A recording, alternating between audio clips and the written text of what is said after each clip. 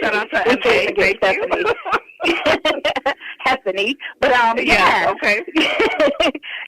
And I basically just feel like I needed to parent.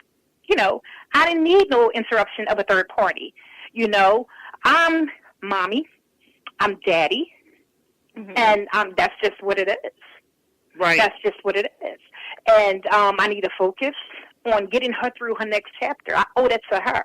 This is the decision that I made to have her.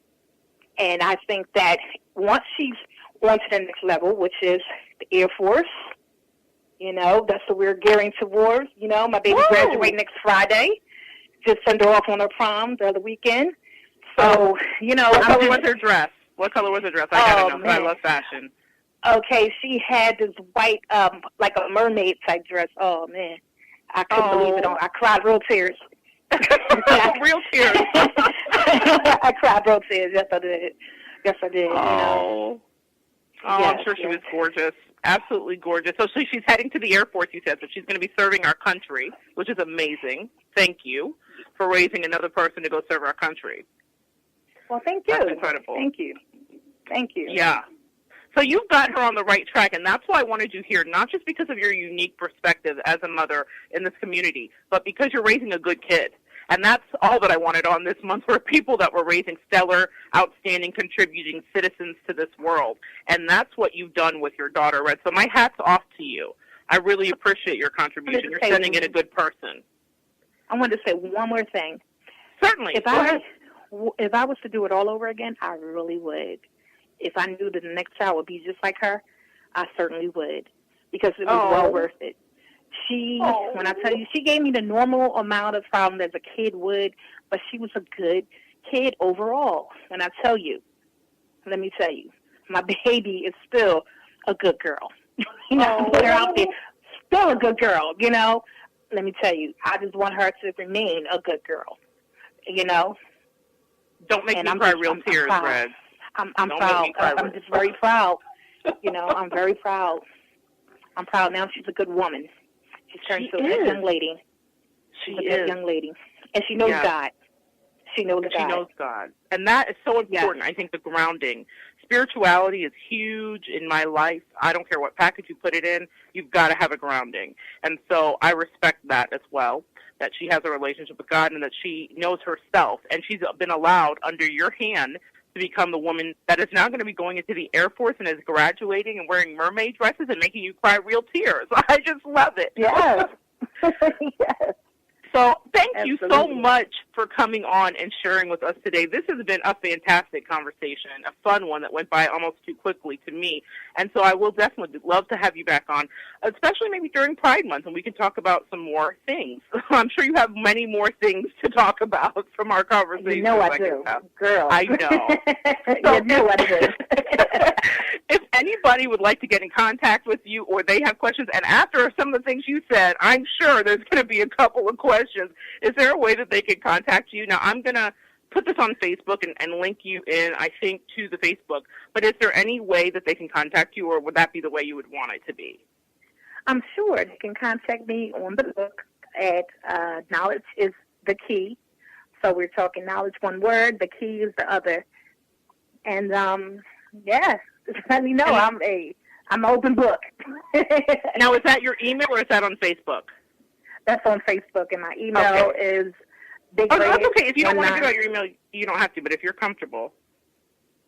Oh, sure. Okay. Big Reddz.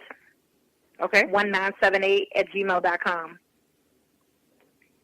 All right, that's Big Red 1978@gmail.com. And then on Facebook, Knowledge is the Key on Facebook. And I will be linking the show so that everyone can listen to the show and hear it. And I'm sure that we're going to get a lot of great responses. But thank you so much, Red, for taking your time and sharing your energy and your wisdom with us today and representing your community excellently. I appreciate you so much. Thank you. Well, thank you for having me. I really appreciate that. And I hope to see you soon. All right. Have a great day. Bye. You do the same. All right. That was our conversation with Miss Reddz. That's Reddz if you're looking for her via the email that she gave at Big Reddz. So Reddz. I am so glad to have had her on because I think that it's so important that we represent all aspects of our community. I'm a big believer in that. It's very important for me. I have a diverse group of friends, and I've had a plethora of interesting experiences in my life, which we'll share as time goes on. But I love what Reddz said at the end here, is that she's raised a good girl, but she's raised a great woman, a woman that she's sending out into the world to fight for our nation. And I don't think there could be any more respect in my heart for her, for the choices that she's made in regards to her daughter. She, like she said, very honestly, it's not always easy. There were times where she gave me some troubles, like all kids do. And I want you to understand that today, if you're listening, parents, mothers, fathers, grandmothers raising kids, grandfathers raising kids, my hat and heart goes out to you, because I realize that it's an incredible sacrifice you make to send these people out into the world. To sacrifice that when they come into your life, like Reddz said, maybe the smile makes it all worth it. But still, it's a sacrifice. And it's not an easy job. You don't just have kids and they love you automatically. That love and that bond, that connection is something that you work on, something you build. It's something that you foster day in and day out by letting them know that they can trust you, letting them know that you are reliable, letting them know that you stand firm in your word, letting them know that you're always there.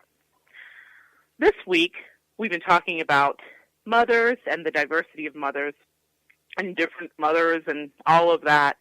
I wanted to do my star mother quote for the week, and that is going to come from my own mother. Now, I'll tell you a little funny story here. My mother, when I asked her, Mom, I want you to be my star quote for the week. My mother's name is Jeanette, Miss Jeanette. And I said, what would you say about raising kids? And she was really silent for a long time. I'm sitting at my computer, fingers ready to type away the answer. She's not saying anything to me. Okay, Mom, what's going on? And I said, what's your star quote about raising kids? And then I read my mother's mind because, you know, as mothers and daughters, sometimes that happens.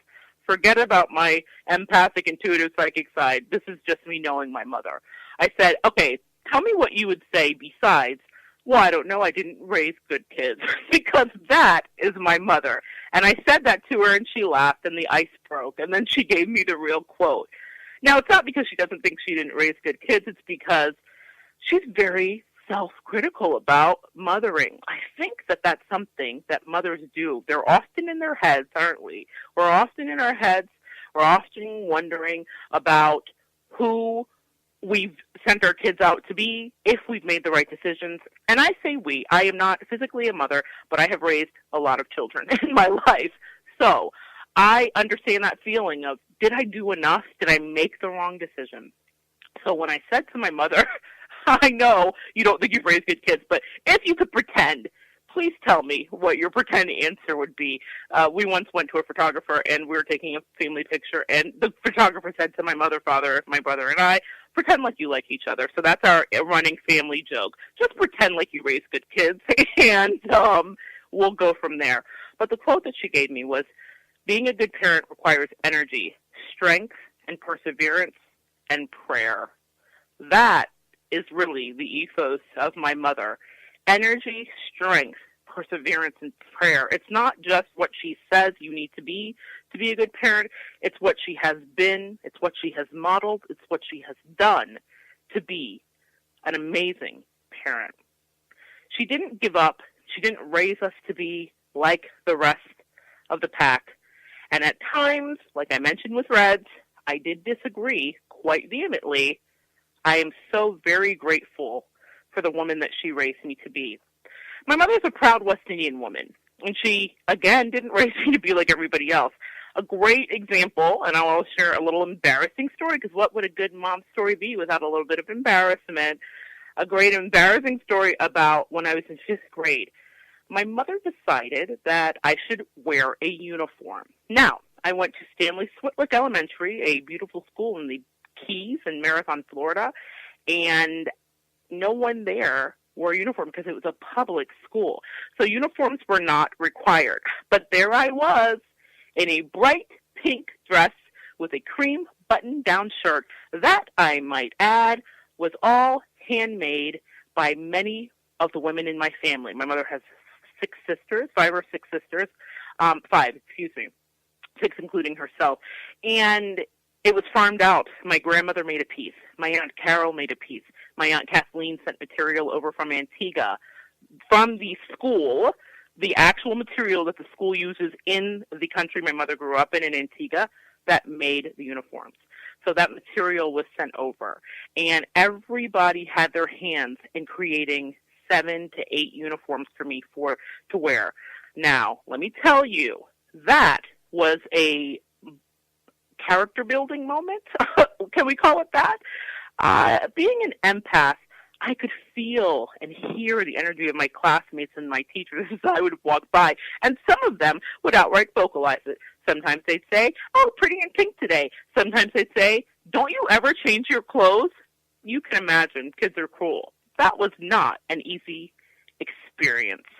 But what I know now that I didn't know then, like Reddz mentioned, we thank our parents later, is that she was teaching me to stand out. She was teaching me to shine and to be proud of who I am, to embrace who I am, and not to run with the pack. But I didn't know it then. And that year, I got stronger, and I got better at making my hair more creative to accentuate the same outfit that I was wearing daily to a public school. And I got bolder with my accessories. And I will tell you that carries over to me today. I love color. I love a multiplicity of color. I love pattern on pattern. I have never been that big girl that hid her shape under black or gray clothes. Sometimes it's there, but I promise you there's some bling attached to make it be accentuated. And that's because I had to learn how to be creative so that I could differentiate from those daily uniforms. So thank you, Mother, for that important lesson. And she stood her guns, and she did not back down, no matter how many tantrums I threw, no matter how much I told her, "We're in America. I'm American. I'm a first-generation American." She knew nothing about it. "You should be wearing uniforms," she would say with her accent lilting. Very firm. I said what I said. "May not change," she would say. "You put on the uniform. Put them on." And that's what she would say to me. And I would. And it made me a better person. But I didn't know it then. I've been asking mothers about their favorite songs. And this week, my mother didn't have a song. But I didn't even have to ask because I know my mother's favorite poem. And before we go, we might even read right into the intro music. I'm going to read you her favorite poem, The Desperata by Max Ehrman. This poem was all over our house when I was growing up. It was everywhere. And she lived by it. And she said it to me in phrases and parts all throughout my life. And to this day, if I call her, she'll say, "Go placidly amid the noise and haste, and remember what peace there may be in silence. As far as possible, without surrender, be on good terms with all persons, Monette. Speak your truth quietly and clearly, and listen to others. Even the dull and the ignorant, they too have their story. Avoid loud and aggressive persons. They are a vexation to the spirit. If you compare yourself with others, you may become vain and bitter. For always there will be greater and lesser persons than yourself. Enjoy your achievements as well as your plans. Keep interested in your own career, however humble. It is a real possession in the changing fortunes of time. Exercise caution in your business affairs, for the world is full of trickery. But let this not blind you to what virtue there is.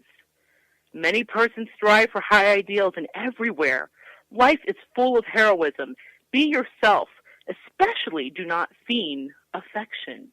Neither be cynical about love, for in the face of all disenchantment, it is perennial as the grass. Take kindly to the counsel of the years, gracefully surrendering the things of youth. Nurture strength of your spirit to shield you in sudden misfortune, but do not distress yourself with dark imaginings. Many fears are born of fatigue and loneliness. Beyond a wholesome discipline, be